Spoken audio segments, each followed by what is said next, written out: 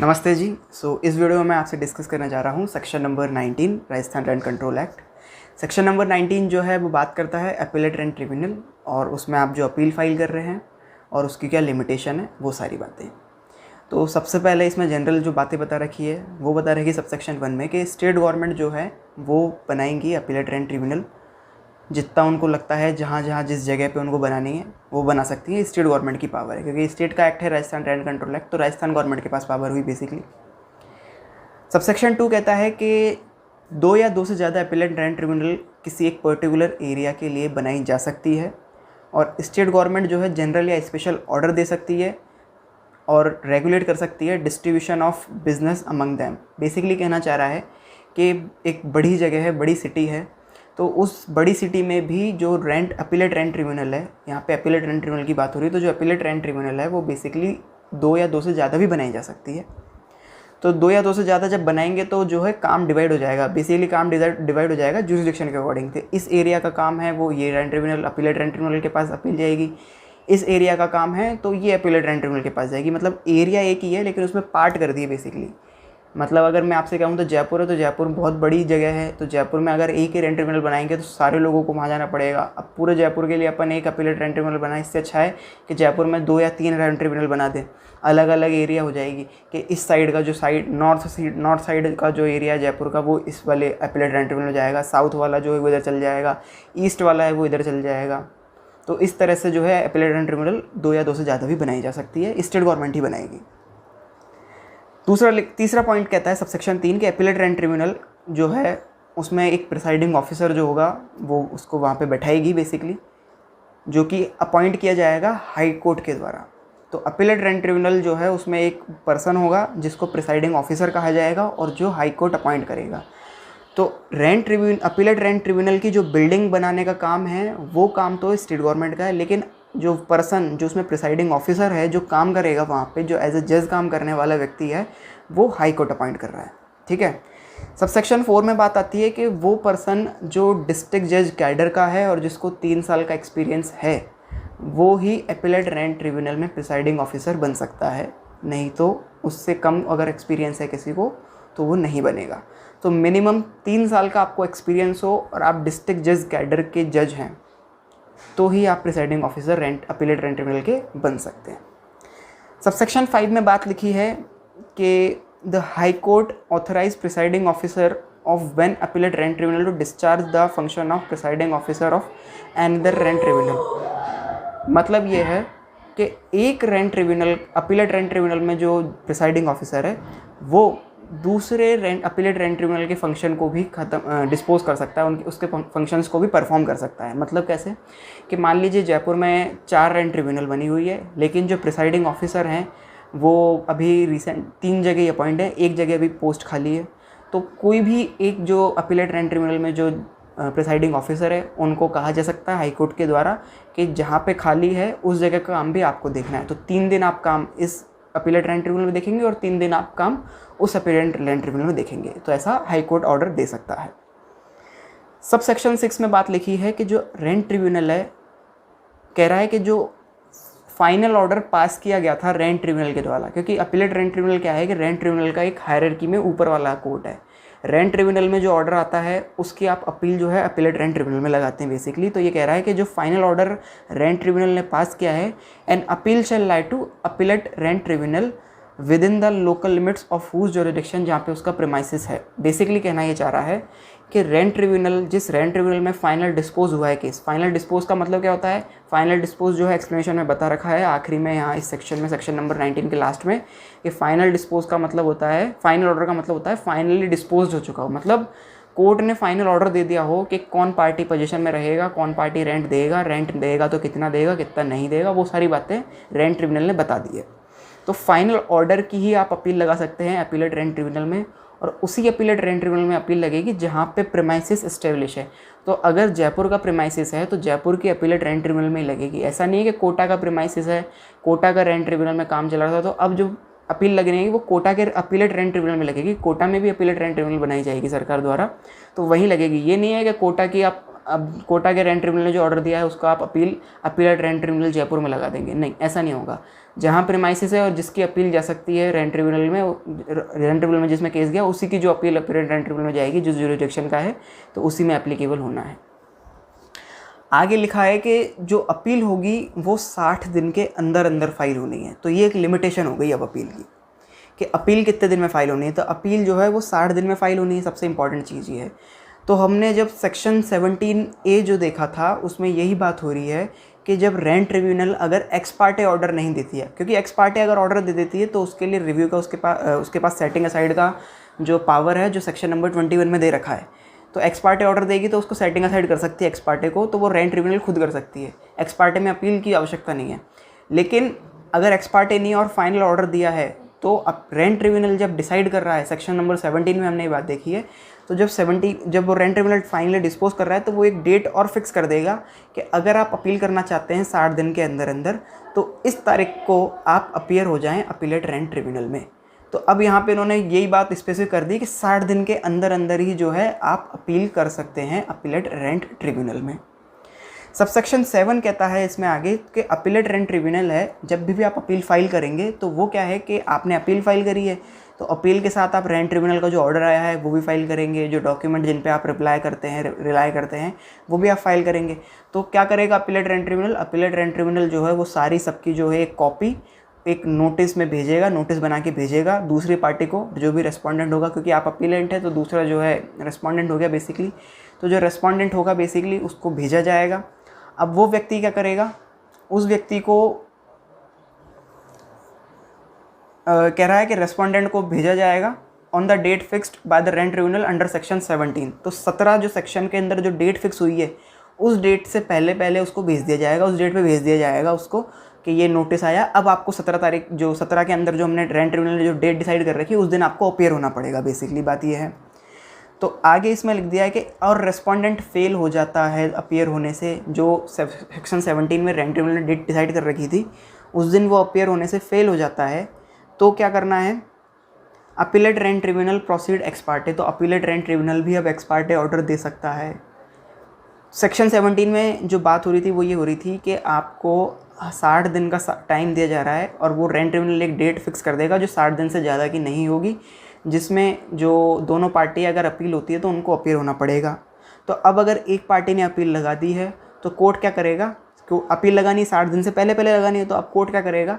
Court जो है जो अपीलेट रेंट ट्रिब्यूनल है वो नोटिस भेजेगा, उसके साथ वो कॉपी भेजेगा अपील की कि आपको जो अपीलेट रेंट ट्रिब्यूनल ने डेट दे रखी है उस दिन अपीयर होना है। तो अपीलेट रेंट ट्रिब्यूनल जो डेट दे रखी है वो बताया ही देगा जो अपील कर रहा है कि इस तारीख को। तो अब आप अपीयर नहीं होते हैं उस दिन को तो एक्स पार्टे जो है अपीलेट रेंट ट्रिब्यूनल अपना जजमेंट दे देगा। आगे लिखा हुआ है कि जो फाइनल ऑर्डर अगर एक्स पार्टे पास हुआ था सेक्शन नंबर 17 में, the appellate rent tribunal shall issue notice accompanied by copy of appeal fixing a date not later than 30 days requiring the respondent to appear before it। अब मान लीजिए x party में आपने appeal कर दी, तो x party में आपके पास एक रेमेडी तो ये थी कि आप सेटिंग असाइड एक्स पार्टी के लिए रेंट ट्रिब्यूनल में जा सकते थे। अब मान लो आप एक्स पार्टी में अपील भी कर देते हैं, एक्स पार्टी ऑर्डर हुआ और आपने अपील करी उसके अगेंस्ट में, तो अब आपको क्या है कि 30 दिन का टाइम दिया जाएगा। जो पार्टी अपील कर रहा है उसके अगेंस्ट में जो पार्टी जो रेस्पोंडेंट है उसको 30 दिन का टाइम दिया जाएगा कि आप 30 दिन के अंदर अंदर अपीयर हो जाइए कोर्ट में, ठीक है। On the date so fixed and service of such notice shall be effected. तो और जो सर्विस होगी वो रजिस्टर्ड पोस्ट एक्नॉलेजमेंट ड्यू के द्वारा होगी और नोटिस जो ड्यूली सर्व होगा वो सफिशिएंट सर्विस मान लिया जाएगा कि अगर सर्व हो चुका है तो आपको सफिशिएंट सर्विस हो चुकी है बेसिकली। और फिर क्या लिखा है? इट में issue notice of appeal to respondent in the manner indicated upon. और वो जो नोटिस है वो भेज दिया जाएगा बेसिकली कि हमने ये नोटिस जो है ये आपको भेजा है, तो ये जो नोटिस जो हम भेज रहे हैं अभी तक जितने भी, तो वो एक्नॉलेजमेंट ड्यू वाला जो प्रोसेस है उसके हिसाब से भेजना है, रजिस्टर्ड पोस्ट एक्नॉलेजमेंट ड्यू के हिसाब से। सबसेक्शन 8 में हम बात ये करी है कि जब अपीलेट रेंट ट्रिब्यूनल फिक्स कर देगा कोई डेट को हियरिंग के लिए, तो वो जो है 45 डेज से ज़्यादा की नहीं होनी चाहिए जिस दिन नोटिस जो है अपील का रेस्पोंडेंट को सर्व हुआ है। जिस दिन नोटिस जो है अपील का रेस्पोंडेंट को सर्व हुआ है, मतलब आपने केस किया, आपने अपील की, अपील के लिए सामने वाली पार्टी को नोटिस दिया गया, तो जिस दिन नोटिस उसको मिल गया उस दिन से 45 डेज के अंदर अंदर ही कोई एक डेट फिक्स हो जानी है जिस दिन आपको क्या किया जाएगा? हियरिंग की जाएगी बेसिकली। और appeal shall be dispose of with in a period of 180 days, और 180 दिन के अंदर अंदर जो आपकी अपील है उसको डिस्पोज कर दिया जाना है। जिस दिन से नोटिस का जो अपील जो थी, जो नोटिस था, अपील का नोटिस जो था वो रेस्पोंडेंट को दिया था, आपने अपील फाइल करी थी तो कोर्ट ने नोटिस भेजा था आप रेस्पोंडेंट को, तो जिस दिन नोटिस भेजा उस दिन से टोटल 180 डेज़ का टाइम है, उस दिन में डिस्पोज कर दिया जाना चाहिए पूरा केस। तो अपीलेट ट्रिब्यूनल के ऊपर राइडर है कि 180 दिन के अंदर अंदर आपके पास आपको पूरा केस सॉल्व करना है, पूरा डिस्प्यूट सॉल्व करना है जो भी अपील में आपके पास आया है। सबसेक्शन 9 में कहता है कि अपीलेट ट्रिब्यूनल जो है अगर उसको लगता है इंटरेस्ट ऑफ जस्टिस में, तो वो क्या कर सकता है, जस्ट एंड प्रॉपर डिसीजन पे वो अराइव भी हो सकता है और अलाउ कर सकता है एडिशनल एफिडेविट और document at the stage of appeal.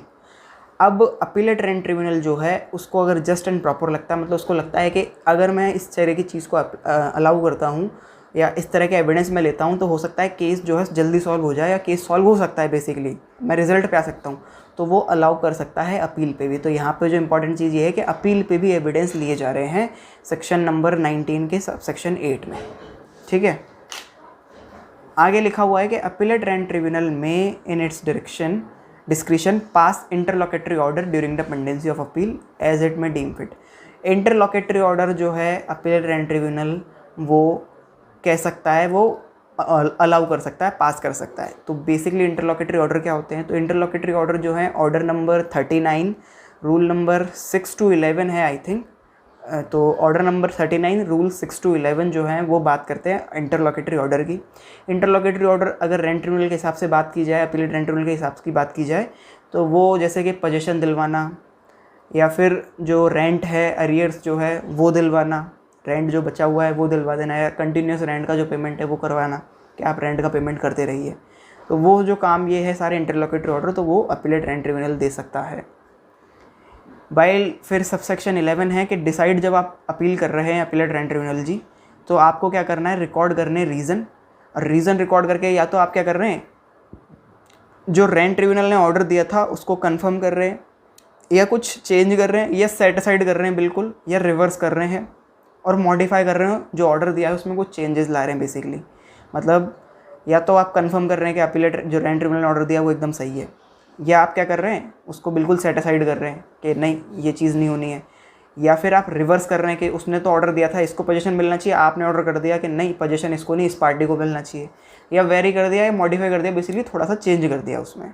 ठीक है, दूसरा इसमें 11 के ए के जो 2 है उसमें क्या रखा है कि इंटरेस्ट ऑफ जस्टिस में अगर नेसेसरी है तो remand the case to appellate rent tribunal, और डायरेक्शन दे देगा कि इस तरह की डायरेक्शन फॉलो की जाए। मतलब क्या है कि आपने अपील लगाई, रेंट ट्रिब्यूनल का फाइनल डिस्पोज हुआ, उसके बाद आपने अपील लगाई, 60 डेज़ के अंदर आपका अपील का टाइम होता है, आपने अपील लगा दी। अब रेंट ट्रिब्यूनल जो अपीलेट रेंट ट्रिब्यूनल जो है उसको लगता है interest necessary in the interest of justice है, तो वो क्या कर सकता है, वो डायरेक्शन दे देगा रेंट ट्रिब्यूनल को ही कि तुम ही इस केस को डिस्पोज करो, ये डायरेक्शन हम दे रहे हैं, इसको ध्यान में रखते हुए काम करना है आपको। तो ऐसा भी किया जा सकता है। और आगे इसमें बी पॉइंट है कि appellate rent tribunal shall issue appropriate recovery certificate according to the decision rendered by it. जो अपीलेट रेंट ट्रिब्यूनल है वो एक सर्टिफिकेट जो है रिकवरी सर्टिफिकेट वो भी इशू करे अगर वो ऑर्डर देता है जिस तरह का भी। और सी पॉइंट में लिखा हुआ है कि जो अपीलेट रेंट ट्रिब्यूनल है उसका जो मैंने आपको पहले भी जो वीडियो बनाई थी सेक्शन नंबर 21 की उसमें भी बताया था, अपीलेट रेंट ट्रिब्यूनल का जो ऑर्डर है वो फाइनल होगा, इसके लिए आप और फर्दर अपील नहीं कर सकते और इसके लिए कोई भी रिवीजन लाई नहीं होगा।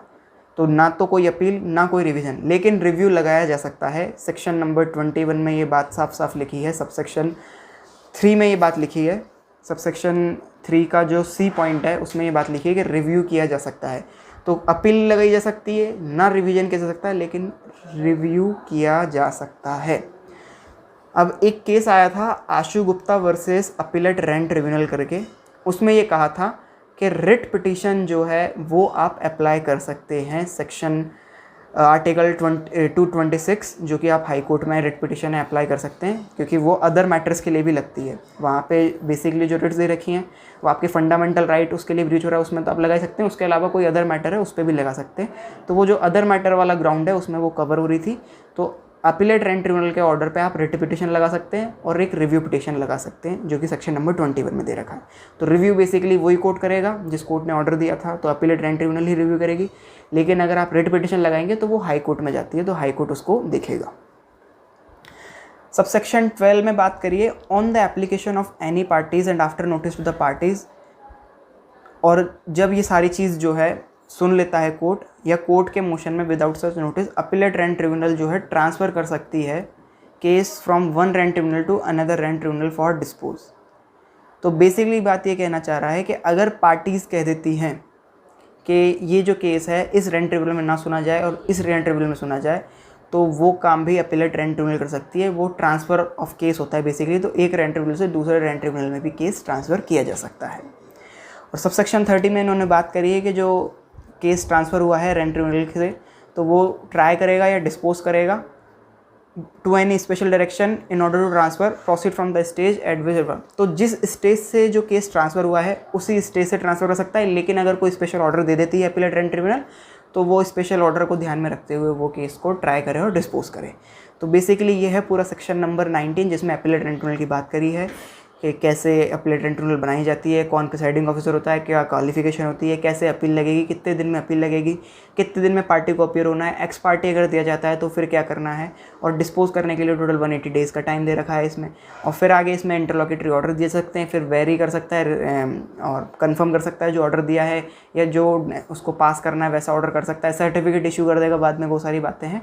और नो अपील और no revision but can be review, जो कि सेक्शन नंबर 21 सेक्शन 3.c के हिसाब से हमने ये पावर है। और रिट पिटिशन जो है वो भी फाइल की सकती है, जो कि एक केस में आया था Ashu Gupta versus appellate rent tribunal का एक केस था।